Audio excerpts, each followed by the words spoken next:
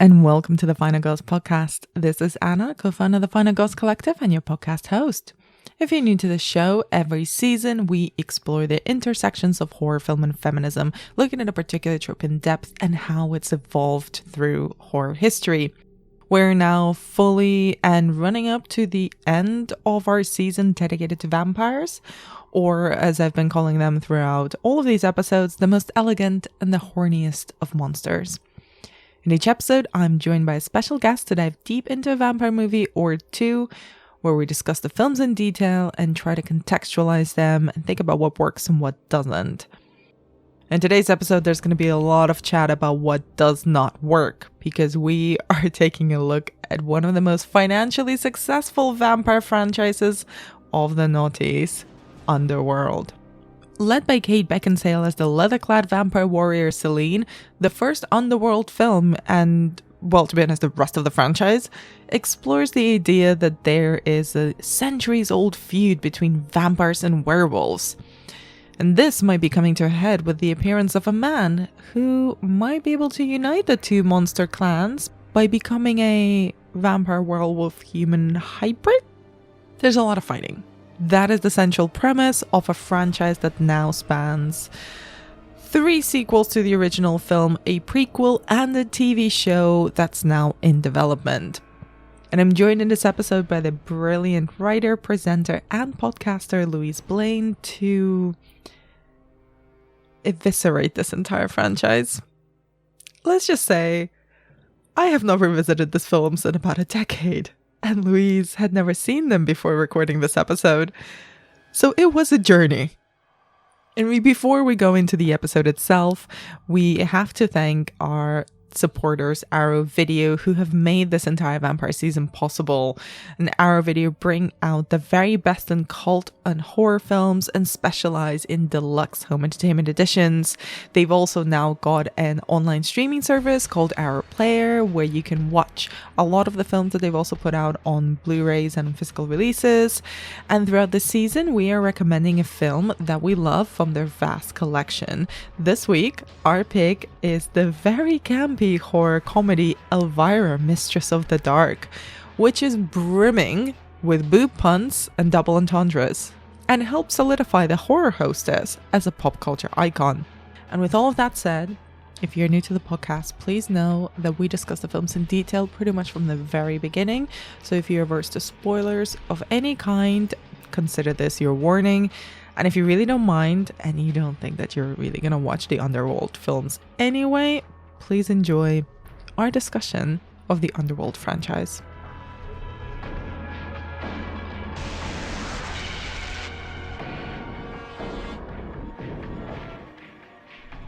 Louise, welcome back into the podcast.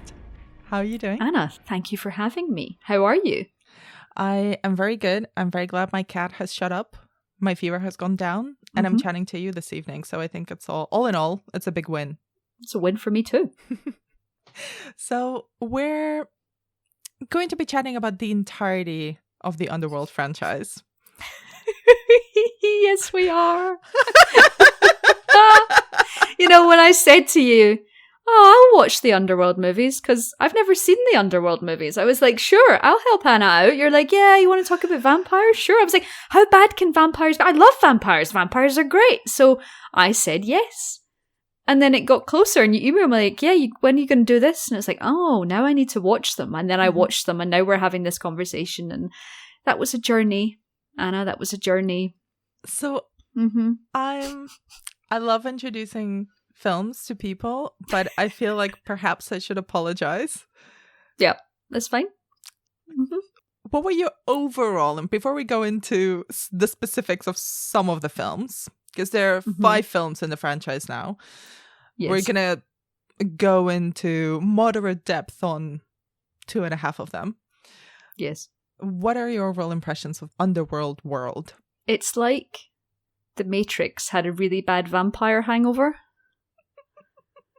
It's just loads of jawlines and boots and brooding and pale skin and fuck tons of hair, so much hair, and blue and guns upon guns upon guns upon guns upon guns, to the point where guns just lose all meaning. Like, there's more. It's insane. It's like someone mixed up, the entire excitement of what a vampire film is that you've got these really specific ways to kill vampires and zombies even, and all of these things, you have these very specific lore wrapped around them, and that's what's thrilling, because you can't just kill them normally. You've got to do a specific thing. And Underworld, over the movies that I watched, just gradually systemically destroys that perfect house of vampirism, which is beautiful and has towers and gargoyles, and it just shoots them away as if they mean nothing, because bullets. Bullets. Lots of bullets. I'm almost surprised you didn't include the amount of leather and pleather. Yeah, there's no way that's real leather. I was telling my friend that I was watching, and he's like, is that the one where Kate Beckinsale just looks laminated all the time? I was like, yes, it is the one in which Kate Beckinsale is laminated. That is what the film is, times 4.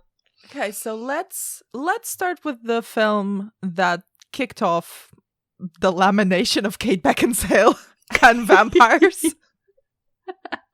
Let's dig into the first Underworld from 2003. The war itself had become more perilous. The weapons had evolved. But our orders remained the same. Hunt them down and kill them off, one by one. They are the immortal damned.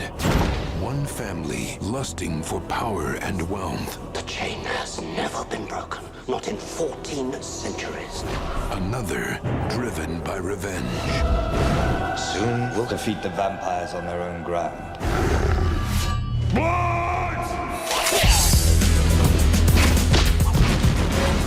Do you see this human? He's attractive. I can't be positive, but I'm beginning to think the lichens are following him. Hello, Michael. Why are they after you? What do you make of the general conceit that this film in particular, and then the entire rest of the franchise, is based on, of this underground war between werewolves, the lichens, and the vampires? So actually, the idea of werewolves versus vampires is actually a really nice premise. Like, I like that idea. That is a fun premise. You can pit two gothic masterpieces against one another, have them tear each other to bits with their teeth. And then, but that is where my respect for it dies, because then it literally unravels any excitement that might have had by, yes, occasionally it buries it in reasonably entertaining twisty stuff with classical actors. Like, was it Charles Dance that just rocked up in the fourth one? I think he did. In the third Dance? one. Yeah, Charles, and Derek Jacobi is in the second one, which I did not remember at all. Because every time they popped up, I'd be like, look at these vampire elders that they've managed to bring in actors of caliber for, to put in ridiculous coats. They always make the vampires wear ridiculous coats.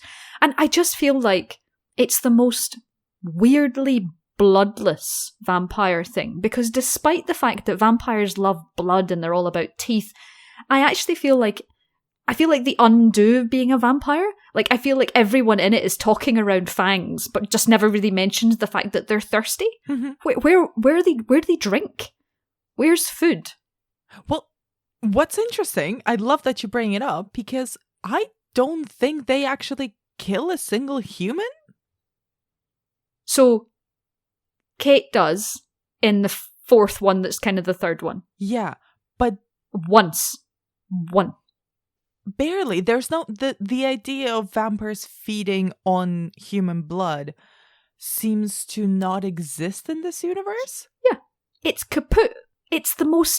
It's weird, because people always shit on Twilight, and I really like the first Twilight, because I like that kind of intensity, vampire, human thing. Everyone's quite literally thirsty, but he literally feels like Bella is like crack. I think he calls her that, like, he would just murder everyone in the room just to get at her. And I like that aspect of vampirism, because that adds the broodiness to being a vampire, of like, oh, no one understands me, and also I want to eat everybody, and I can't do that. You know, so, but then there's nothing. You know, she is happily in the car with Michael. There we go, I remembered the name. When he's not turned into the blue monster yet. She's in the car with him. And she's not even a whiff of, oh, I could eat you. Lunch. None of that. And it removes any of the attractive, literal, thirsty, horny elements from vampirism. Because vampirism is sexy, right? Because you're like, oh, you're a bit dangerous. It removes that entirely. It literally removes the fangs at that in any capacity and just replaces them with bullets. They may as well have bullets in their mouths, Anna. Like they could just have their teeth removed and just have like machine gun bullets just put in, bullets. And then they can have a conceit about it being stuffed with silver or something stupid. But honestly, what was even the point in them being vampires if they're not going to eat anybody? Well, I tell you what the point is, and that's my next question. What do you think about this vampire world that mainly seems to revolve around hierarchies and formalities and processes that they love? It's basically like a giant Excel spreadsheet, but with vampires. It's like a goth, shiny, pleather-esque spreadsheet. Yeah. It is like... Because I like the idea of lore in a film where you feel like that's been happening long before you've tuned in. It's like when a book just kind of scoops you up and takes you along in its world and introduces you to its world. It's trying to do that, but it's all pointless. The idea that Bill Nye's she's wakened him up 100 years too early because it was Victor's turn to rule and all the rest of it. But all they actually seem to be doing is having parties. And here's the thing. It really, really irritates me how similar the vampires look to the werewolves. Because they're meant to like distinguish between them. But actually, everyone's just hairy. They've all got long hair. They all have brooding jawlines. Some of them have beards. But literally, they're all the same. Everybody looks the same. I'm watching you laugh on Zoom here because you're literally crying with laughter. I honestly didn't realise. And then fucking Michael Sheen rocks up looking for all intents and purposes, like a Twilight spoof. Because yes, this was 2003, but I've seen everything since then. And him trying to act seriously and being... Also, he has the first line in the entire movie because nobody says anything until about 15 minutes in because everyone's been too busy shooting each other for us then to go, oh, there's going to be some lore in a minute, and it'll be pointless and useless. But you're going to think everyone's pretty, but toothless. So you can't even be horny about it. Because they're just pointless. I'm almost embarrassed to admit that when I first saw this film, Louise... In 2003. In 2003 in the cinema, as a baby. A teenage baby. Yep. This film confused me for the better part of a decade. Who confused you? Because I thought, based on this film in 2003, that Michael Sheen was a hot man. Oh no. That is not a fact. And I blame this film. That's an unfact, Anna. I blame this That film. is a distinct unfact. Just because you dress them up with the hair and the beard and the jawline and the coat doesn't mean there's not much as of a confusing as the new metal was. No, there's not. That's why the beard hides it. But it's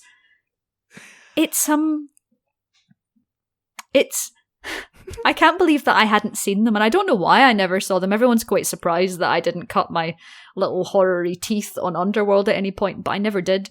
And I'm really glad I didn't, because I might too have found them enjoyable in some capacity. Because at points, and I'll be honest, and the thing is, I love Kate Beckinsale. She's hot. She's really hot. She's a beautiful, beautiful human wearing great boots and with a cracking coat.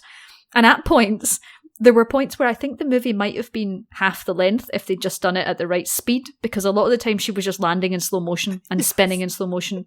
And in the sequel, I think she pouts in slow motion and kills someone. So, I mean, that's all very appealing. But she doesn't have anything else. She's in a film of pointlessness, vapid pointlessness of blood-free garbage. So what do you think about... I agree with you. Adore Kate Beckinsale. I think she's probably one of the most beautiful women I've ever seen on screen. She's unbelievable. What do you think of her as a as an action star? Because this is as much, well, it tries to be a horror film, but it's much more of an action horror. You know, she's not Mila from Resi. It's a shame. Because Mila and Resi, while Resi is nonsense, and I secretly enjoy quite a lot of Resi because it's not Underworld, I don't quite think until the sequels where she actually finds her feet a little bit and runs up some walls. In the first movie, she's quite awkward. There's an awkwardness to her actionness, which I think is unfortunate because I feel like that's not on her. I feel like that's on the film just having really loose footing. And one weird thing about not just Kate and just the action in general, everybody flies like they're on strings because they're on strings. Yes, they do. Everyone is weirdly weightless, but also springy. And it's really, really distracting, especially when you've been used to, you know, decades of watching people fall properly, and then you watch this and you're like, why are you being pulled through the air like that? That's miraculous. So my action doesn't lie, the action problem doesn't lie in Kate. I think she's doing the best with what she had, with what she was given. I think that's a Benjamin Franklin quote, do with what you've got, with where you are. And then there was a Calvin and Hobbes joke about it, saying he probably wasn't in the bath when he made that comment. Yeah, never mind. Let's carry on. But yes, it's not her fault. She didn't mean it. I'm sure she means well. That's all I can say for her.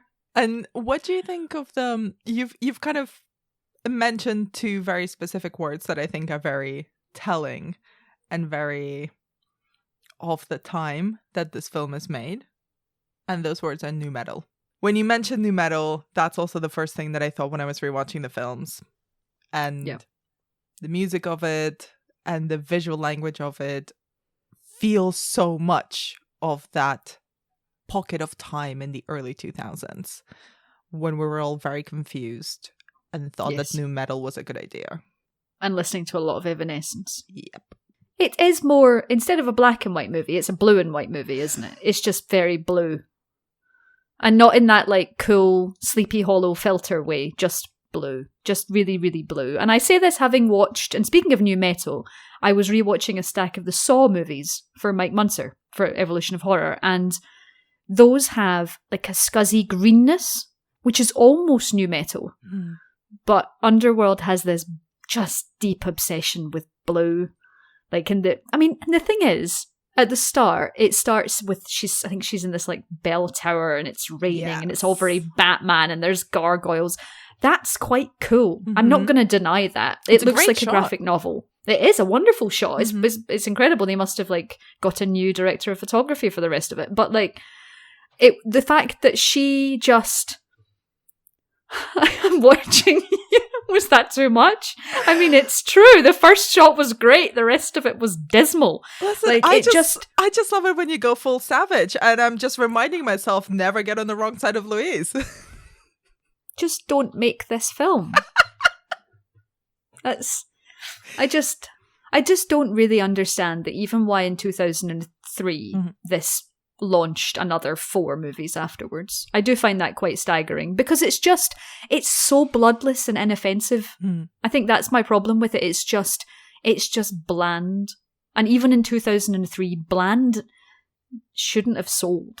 That shouldn't have been a thing. And that's not to do with Kate Beckinsale, who had clearly just done a lot of period drama before, and especially the first line she said was I was like, oh, I don't think I can do this. But then she got used to it. But I think it staggers me that something so meh, even with nu metal sensibilities, could continue a franchise that had a recent one in 2016. That to me, that boggles my mind, really. You know, we've spoken very lightly about the plot. So we've spoken about kind of the world of the Lycans versus the vampires. None of them really care that much about feeding themselves or blood. They just want to kill each other. But then they all coalesce around this one dude, Michael, played by Scott Speedman of Felicity fame, I think. Wow, okay, yes. Yeah, that's a blast. I did not know that was launched in my brain, but there it is. Yeah, there we go. What did you think of the story of this idea of a chosen one of a long bloodline who can become a sort of hybrid vampire werewolf? again, I'm into that. That's cool. And then it destroys it and makes him just a blue man. Just makes him a giant blue painted man, which is not... And has him have a terrible fight with Bill Nye. I mean, it's like all of these plot lines, I feel, probably were, in some degree, used in Buffy at some point. You know, I felt like when I was watching, especially the way that the movies are structured, like, there's this big plot line about this hybrid, about the battles, but all of that actually feels like a long-running sort of TV show. They don't close off the narrative at the end of each movie. In fact, the fourth one just ends on, oh, we're finished, we're done. You know, they don't have any narrative closure. So while they have these grand ideas of a wonderful lore-filled vampire versus werewolf plot, actually, it's really rote and doesn't have any real... It just doesn't have any real sort of meaning to the narrative. I mean, do you think it... I mean, do you think it gave you anything to keep up with? Do you know what I found surprising about rewatching the film is that usually in these films, and I kept thinking a lot about The Matrix while I was watching it, for obvious visual reasons, for obvious code reasons, for obvious, you know, boot reasons, and the fact that Celine is basically a knockoff Trinity in so many ways.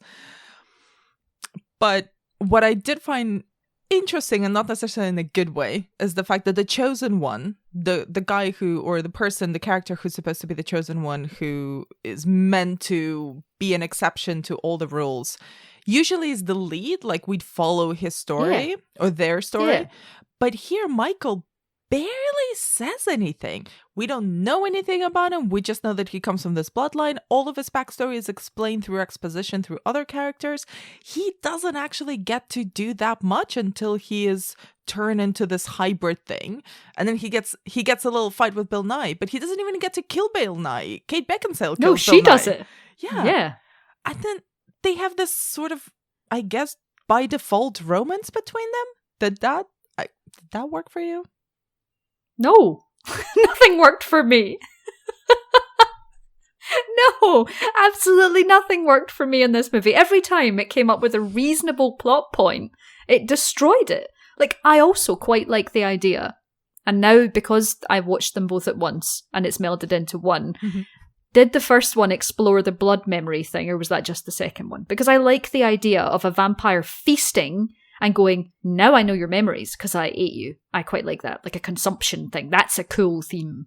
Well, I think that's a good point to talk about the second one, Underworld Evolution. Some history is based on truth, some on lies. The war between vampire and lichen has raged for centuries. I was a loyal soldier in that battle, but I was betrayed. And now my own kind have turned against me. Yet I alone hold the key to saving our future.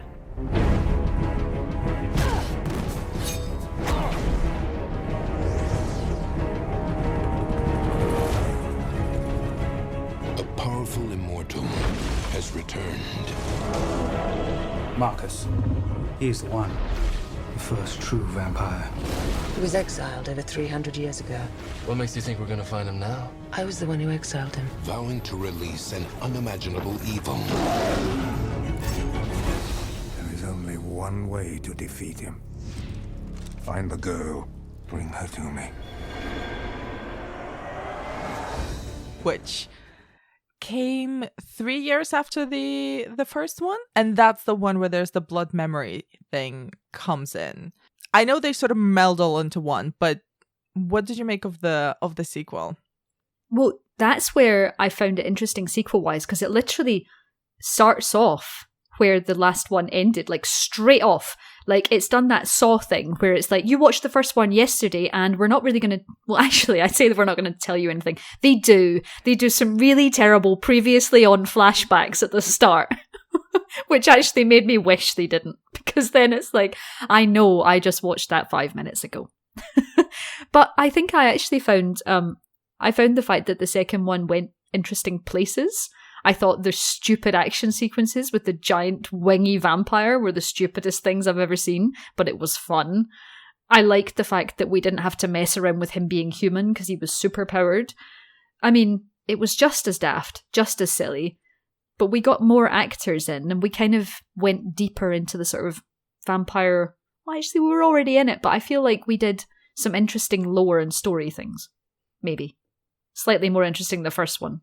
Well, it kind of tries to explain the backstory of the whole feud between lycans and vampires, right? And did you feel that it kind of turned or tried to go a little bit Shakespearean with the whole like two brothers, one brother bitten by a bat, the other by a wolf? By a wolf, because it literally thought it earned a title screen giving us history. It did not earn that red title saying, the lycans and this. It didn't really earn that at all. I mean, I'm going to get to my notes. I love that my notes for the first one, something just says, "Oh, Kate." It's literally just one of my notes that just says, "Oh, Kate." Slow-mo swirly coat. Let me get to my notes. I did a drawing. You did a drawing? Anna. Mm-hmm. Was it a drawing of Derek Jacobi? No, it was her. I love it. It's pow pow, swish swish. Mm-hmm. That's swish the movie. Swish, boots boots. I think I just gave up. Literally, under Underworld Awakening, all it says is guns are always the answer. Because once again, guns. So many guns.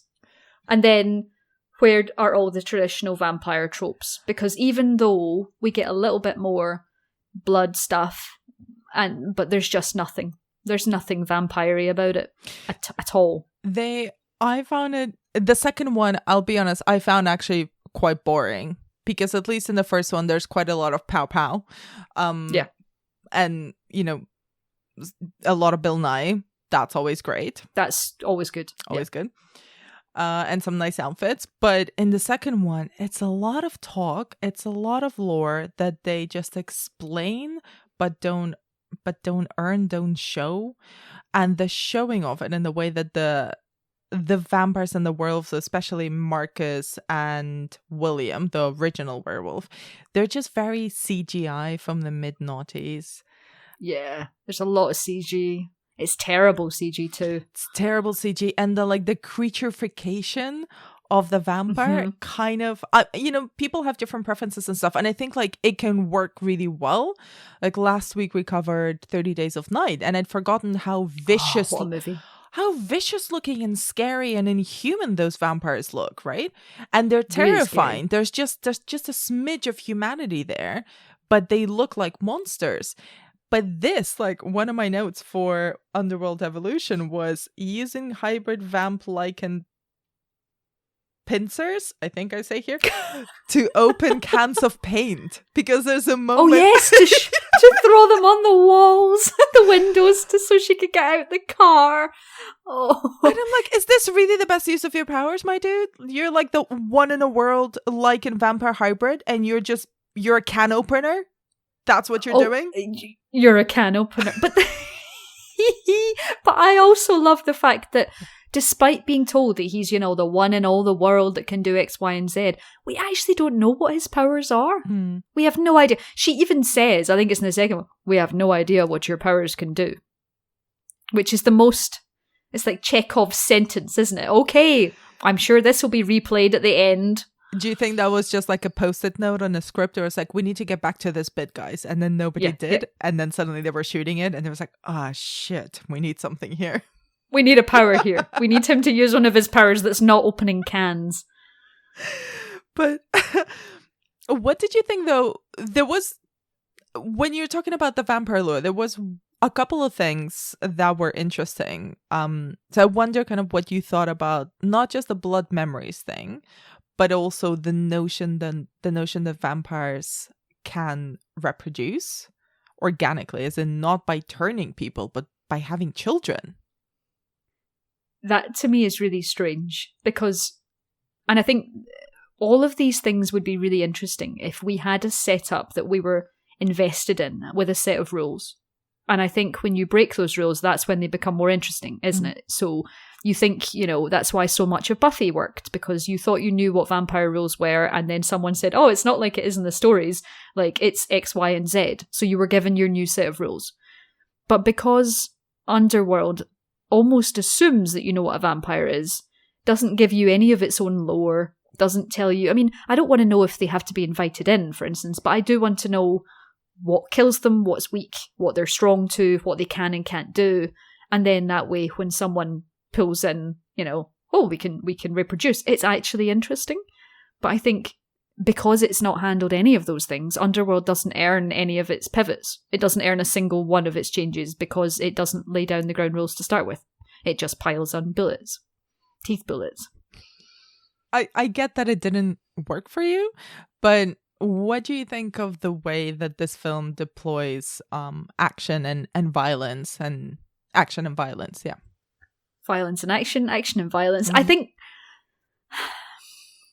I think this... the entire idea of an action film is that you care about the people that are in it, right? So the risk is real, and therefore you're interested when they are in a truck and a werewolf is coming through the windscreen of the truck because you want them to live. But I think because it never really gives you any of that, so much of the action is empty. So while some of it is stylish, you know, some of it is very stylish. There's swishes and there's flicks and there's really, really purposeful shots where the bit at the end of the first one, for instance, where Kate Beckinsale brings up the sword in slow motion and the blood runs down it in slow motion, and that's how we discover that Bill Nye has been stabbed. And all of those things are fun and interesting, and if we cared, it would be better. So I think it's just... I love action and violence, but I feel like they don't hold me for any... I just keep asking, why do I care? And it's actually a real feat to make interesting action dull, but it does do that repeatedly. Even the Bill Nye killing scene? Even the Bill Nye killing scene, because the fight is just... I mean, I did enjoy... Do you know what I did enjoy? The venom pouring off Bill Nye's teeth while they were fighting. I like that bit. That was good. But again, that's almost a glimpse, because what I want to see is a monster. Mm-hmm. And if you show me a monster, I'll be happy. But it just doesn't follow through with any of it. It doesn't make any of it purposeful or real or... No. I'm sorry, Anna. I feel like I wanted to like it so much more than I did because it's so up my street. Mm-hmm. But it's just like they just repeatedly mess it up. I mean, I don't disagree with you. I don't remember them being as boring as I found them. Maybe it's a time thing. It's definitely a time thing. What I do find really interesting is this lore that they build up but almost don't seem storytelling wise and visually talented enough to pull off. There was one cool scene when the guy, was it a werewolf, was pushing the bullets out of his own flesh. Oh, that was interesting. Never revisited. Never. The idea that you can expel bullets. Never revisited. Nope. Well, that's Michael Sheen in the first one, I think. Because there's a lot of close-ups. Yeah, there was a lot of close-ups, which I thought was cool. I was like, ooh, and it's never going to happen. And if you could do it fast, just think you could just kill people with it. Don't go on. Yeah. Excellent. But no, that wasn't revisited either. What did you think of the cast in the second one that shows up? I'm thinking especially of like older actors like Derek Jacobi, like Charles Dance, who are there for some reason. Yeah, that was bizarre. They just kept it's like, oh, who are we going to get as like some kind of vampire elder? And then every time they cast a vampire elder, I was like, oh, that's a great person for that. So it's almost like their casting director agent was on it. Like they were like, yeah, we've got Charles Dance. You're just going to have to write them script. But it just makes me sad. Because these clearly had a lot of money behind them, even in these sequels. Like a lot. Because they look expensive and they feel expensive. It's just like a really expensive breath of air. It's just not even... It's just offensively inoffensive, bloodless nonsense. Where do you think it sits? Because I do find it interesting that it is like a franchise. So it worked well enough for some people to commission... several, not one, not two, 3 sequels. Wait, 4. 4 sequels. 4 sequels. So 3 sequels and a prequel, and there's now a TV show in development based on this franchise. Yeah. Stop flogging this. Stop flogging this very dead vampire.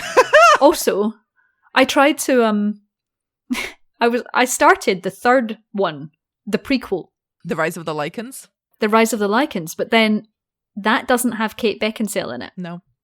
It has a fake Kate Beckinsale, who I decided to call Cheapskate Beckinsale. Are you talking about Rana Mitra? Yep. But she's great. She is amazing, but I couldn't. Last night I was like, nope, you're not Kate Beckinsale, I'm turning you off. Turned it off, went on to the next Kate Beckinsale one. Fair enough.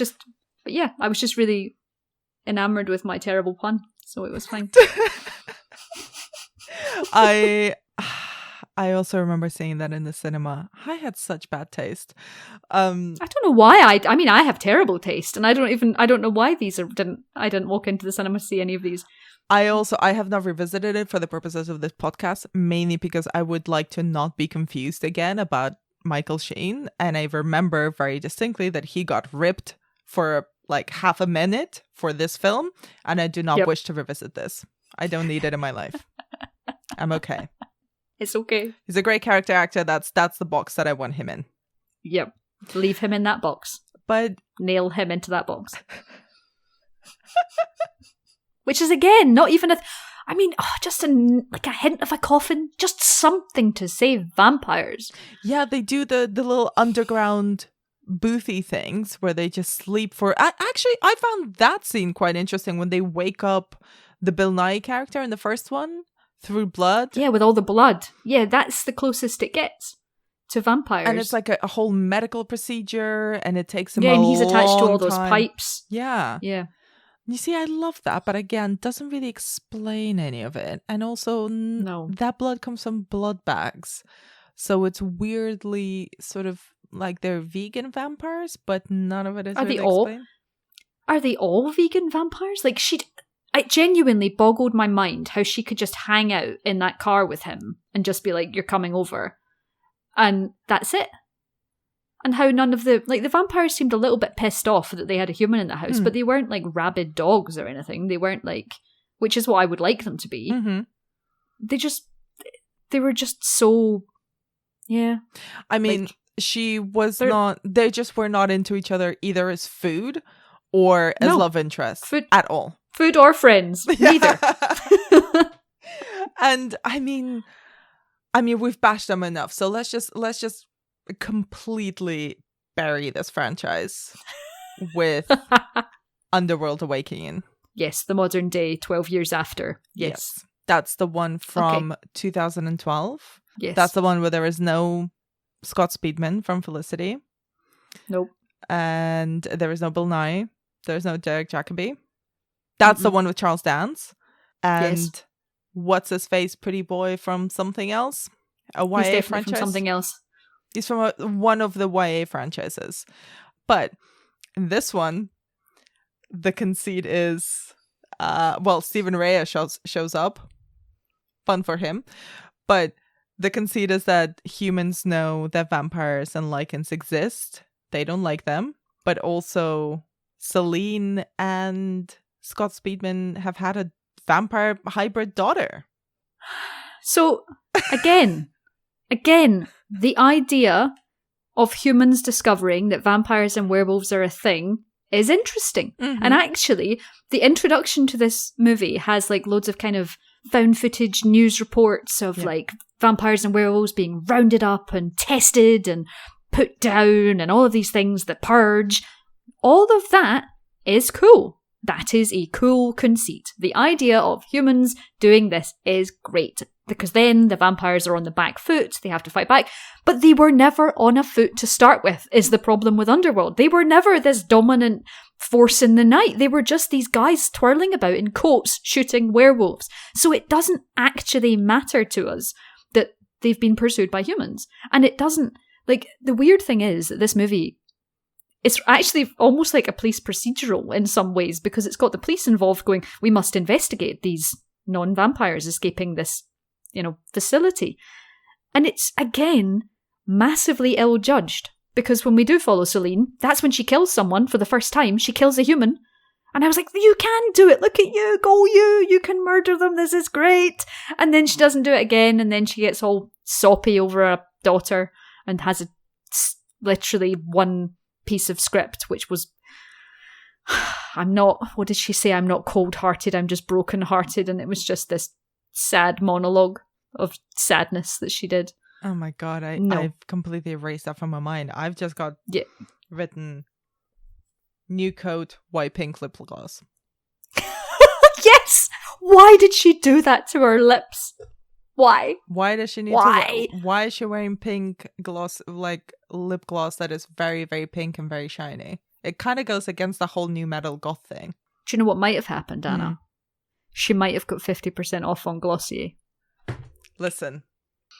She might have got 50% off on Glossier with that Friends of Glossier code, which I, profited massively from. Same. I felt alive. I was like, this is the most exciting thing that's happened. So maybe Celine got 50% off her birthday cake Glossier lip balm and decided to show up with that. It was weirdly sparkly flesh colour. I didn't like it at all.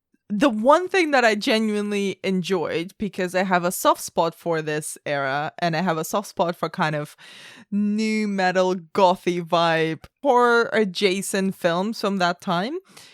At the best of times, you get something like The Crow with Brandon Lee, which is amazing. Absolutely. And kind of like a modern gothic approach. And at the worst of times, you get Underworld Awakening, where they can't even get the Hot Topic new metal gothy vibes right, because she's wearing a fucking grey coat that looks like it was reduced to clear at Zara.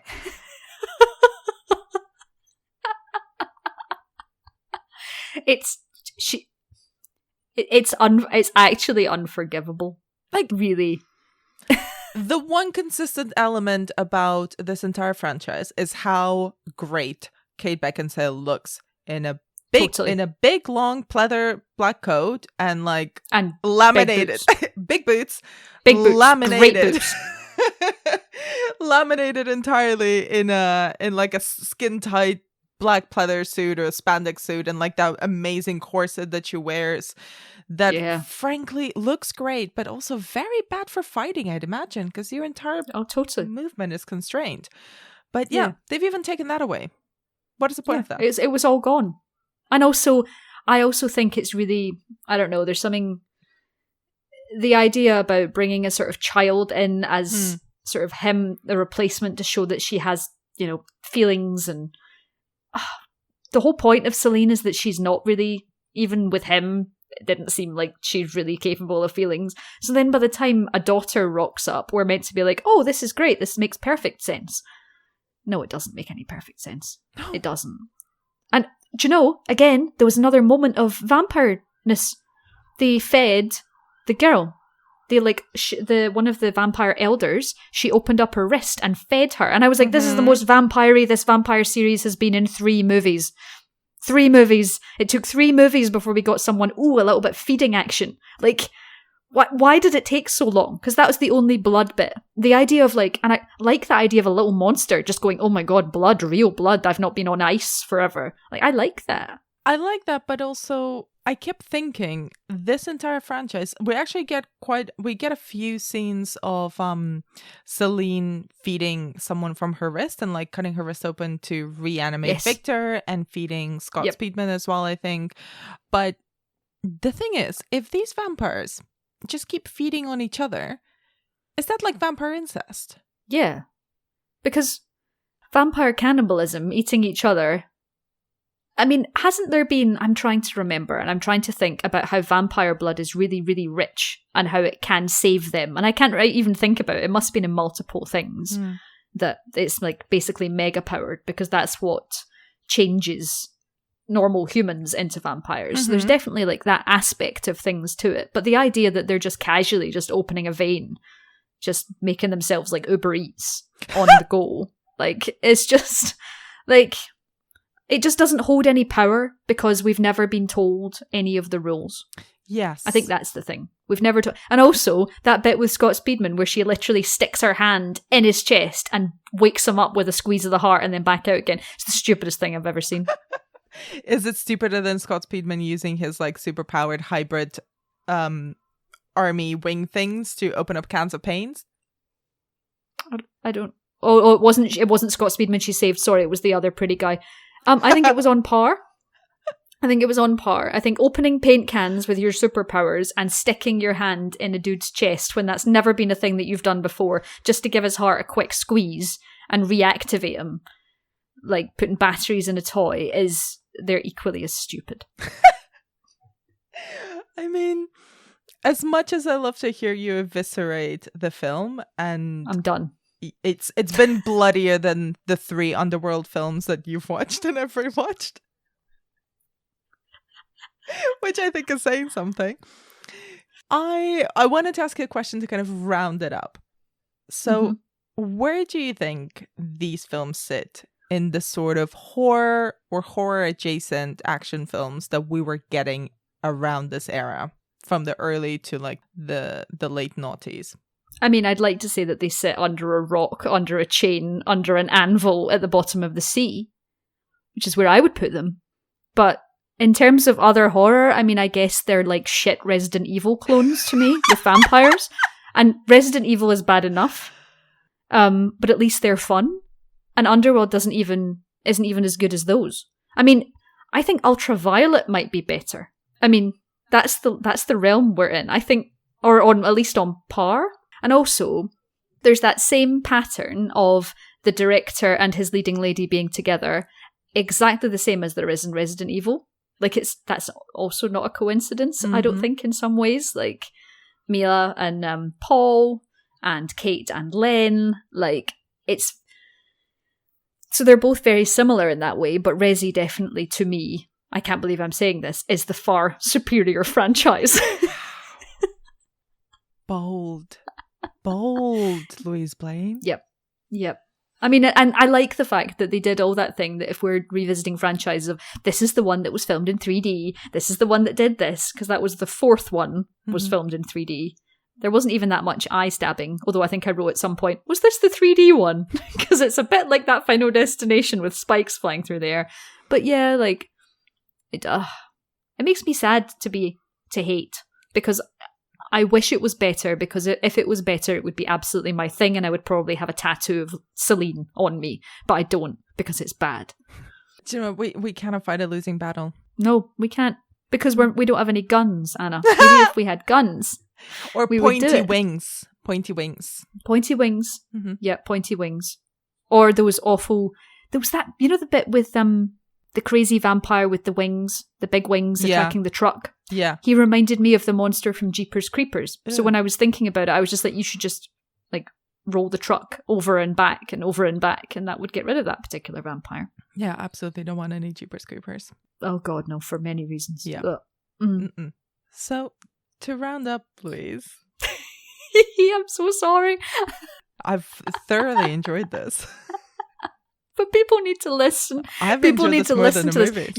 You better edit this immensely. I mean, I'm going to edit out my losing my shit and laughing so hard. That's what I'm going to edit out. I'm not going to ask you whether you would recommend it or not, because we've just eviscerated them. But yeah, would you like to see the Underworld films made by someone else and made better? Totally. Absolutely. Because yeah, they're made out of good stuff. They're made out of monsters, and monsters are good. We like monsters. So I love vampires. I really, really love vampires. I've loved vampires for a long, long time, and to watch them be so... to put stabilizers on them for Underworld was just the saddest thing. So yes, give it to someone else. Give it to someone who can make horror and action that people give a fuck about. And on that vicious note, thank you so much, Louise, for your time and your insight. I was not ready, but I am so grateful that I was here to witness you just absolutely demolish 3 films in under an hour. Thank you for having me. What are you up to now? Where can people find more of your work online, Louise? I think the best place to find all of my bits is Twitter. So I'm at shiny_demon. And I'm sorry again. No apology necessary. And that's it for this episode of the Final Girls podcast. You can find us on Apple Podcasts, Spotify, or wherever you get your shows. If you can, please do leave us a review on Apple Podcasts. It genuinely helps a lot. You can also find out more about what we do over on thefinalgirls.co.uk, subscribe to our weekly newsletter, and follow us on Twitter, Instagram, and Facebook at The Final Girls UK. If you can, and you're so inclined, please head over to patreon.com/The Final Girls, where we'll be posting bonus episodes and more goodies. You can also follow Louise over on Twitter at shiny_demon, and I am at Anna B. Demented.